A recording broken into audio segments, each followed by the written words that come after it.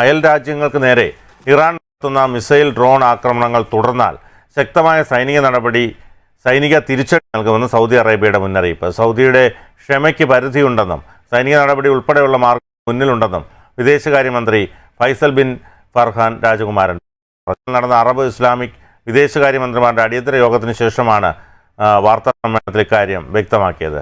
Elvis Chummar ഉണ്ട് കൂടുതൽ വിശദാംശങ്ങളുമായി.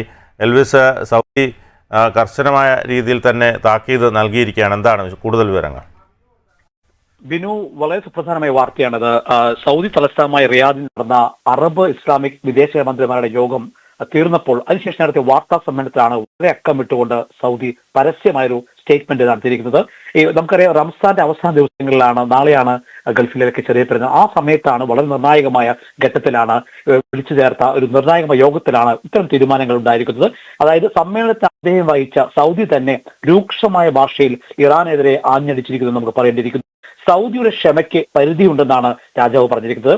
സൈനിക നടപടി ഉൾപ്പെടെയുള്ള മാർഗങ്ങൾ തങ്ങളുടെ മുന്നിലുണ്ടെന്നും സൗദിയുടെ വിദേശകാര്യമന്ത്രി രാജകുടുംബാംഗമായ ഫൈസൽ ബിൻ ഫർഹാൻ രാജകുമാരൻ മുന്നറിയിപ്പ് നൽകിയിരിക്കുകയാണ്.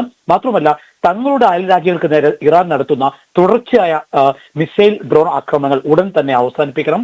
ആക്രമണങ്ങൾ തുടർന്നാൽ ശക്തമായ ഭാഷയിൽ ഒരു സൈനിക തിരിച്ചടി നൽകുമെന്ന് കൂടി സൗദി പരസ്യമായിട്ട് നിലപാട് വ്യക്തമാക്കിയിരിക്കുകയാണ്. നമ്മൾ നേരത്തെ പറഞ്ഞ പോലെ തന്നെ സൗദി ഇത്രയും ദിവസം കാണിച്ച ഒരു ക്ഷമയാണ്. റംസാൻ കാലമാണ്, പൊതുവെ പ്രാർത്ഥനയുടെ കാലഘട്ടം. അതിനാൽ ക്ഷമയുടെ കാലഘട്ടമാണ്. ആ ക്ഷമ ഒരു ദിവസമോ 2 ദിവസമോ ഒരാഴ്ച വരെ ആകാമെന്നും സൗദി വ്യക്തമാക്കുന്നു. മേഖലയിലെ സുരക്ഷ ഉറപ്പാക്കാൻ വേണ്ടി വന്നാൽ ആവശ്യമായ സൈനിക നടപടി സ്വീകരിക്കാൻ സൗദിക്ക് അവകാശമുണ്ടെന്നാണ് അത് ഉപയോഗിച്ച വേർഡ്. 2023 ഇറാനുമായി പുനഃസ്ഥാപിച്ച നയതന്ത്ര ബന്ധവിശ്വാസം ഇറാൻ പൂർണ്ണമായും തകർത്തിരിക്കുന്നു കൂടി സൗദി പറഞ്ഞിരിക്കുന്നു. ആക്രമണം തുടർന്നാൽ ബന്ധം വീണ്ടെടുക്കാൻ കഴിയാത്ത വിധം ഈ ബന്ധങ്ങൾ തകരുമെന്ന് കൂടി ഒരു മുന്നറിയിപ്പ് ഇന്ന് സൗദി നൽകിയിട്ടുണ്ട്.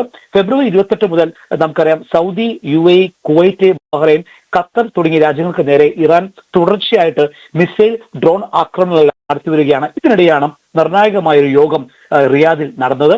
യോഗത്തിന്റെ മറ്റു പ്രധാനപ്പെട്ട പ്രത്യേകത ബിനു, ഗൾഫ് രാജ്യമായ ഒമാൻ ഇതിൽ പങ്കെടുത്തിട്ടില്ല എന്നാണ്. UAE, ഖത്തറും ബഹ്റൈനും കുവൈറ്റുമെല്ലാം പങ്കെടുത്തു. ഒപ്പം തന്നെ Syria, Turkey, Azerbaijan, Egypt, Jordan, Lebanon, Pakistan തുടങ്ങിയ അറബ് ഇസ്ലാമിക് രാജ്യങ്ങളും സംയുക്തമായി യോഗത്തിൽ പങ്കെടുത്തെങ്കിലും ആദ്യമായി വേറിട്ടൊരു ശബ്ദം നമുക്ക് കേൾക്കുന്നു. ഗൾഫ് രാജ്യമായ ഒമാൻ ഈ രാജ്യങ്ങളുടെ പട്ടികയിൽ ഒപ്പിട്ടിട്ടില്ല എന്നുകൂടി പറയേണ്ടിയിരിക്കുന്നു. മാത്രമല്ല, അമേരിക്കയും ഇറാനും ചേർന്ന് നടത്തുന്ന യുദ്ധത്തിൽ നിന്ന് ഒന്നും നേടാനില്ല എന്ന ഒരു വേറിട്ട പ്രസ്താവനയാണ് ഒമാൻ നടത്തിയിരിക്കുന്നത്. അതുകൂടി പ്രധാനപ്പെട്ട കാര്യമാണ് ബിനു. എൽവിസ് ചുമ്മാറാണ് വിശദമായ റിപ്പോർട്ട് നൽകിയത്.